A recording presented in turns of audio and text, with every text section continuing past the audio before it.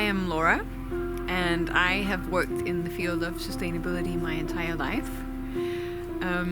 But a few years back, I got another kind of angle and missing component to the field of sustainability as I was experiencing or going through a major and long recovery after a minor traumatic brain injury. And I started to realize that we will never succeed building thriving, sustainable societies if the people that are blazing the trails towards that transition are actually not living from a space of inner sustainability. That inner sustainability and outer sustainability goes hand in hand. And that for us to co-create a new regenerative paradigm, a new regenerative way of showing up as leaders, of designing products and services, we need to have a more holistic understanding of how we see life. That nature-inspired design and products, inspired by circular economy and biomimicry, is mere biohacking if we are not really in tune with our inner nature as well. So that inner nature and outer nature goes hand in hand, is what I believe.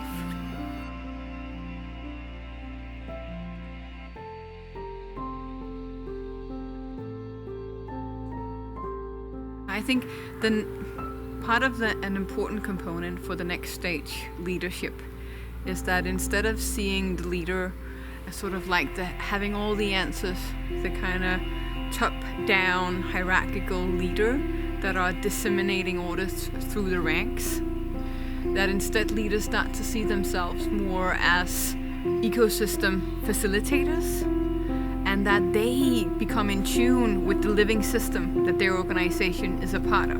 Because everything is alive, and the organization is a part of many different areas, and it's quite a fascinating ecosystem once you start mapping all the different areas and stakeholders that is part of your organization. And the role of the leader is to kind of attend to that and facilitate that system and detect where are specific acupuncture points in my ecosystem where I can unleash new potential, new creative powers, where I can release stagnated energy, where the flow has kind of danced a bit and things are not alive anymore.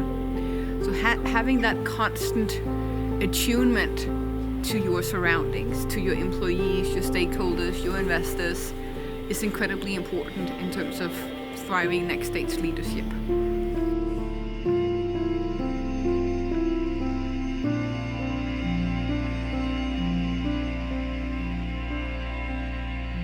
So regenerative leadership is a form of leadership where you, in every area of your life and your organization, are leaving more value than you take. We've had many decades where leadership and business practice is about subtracting resources.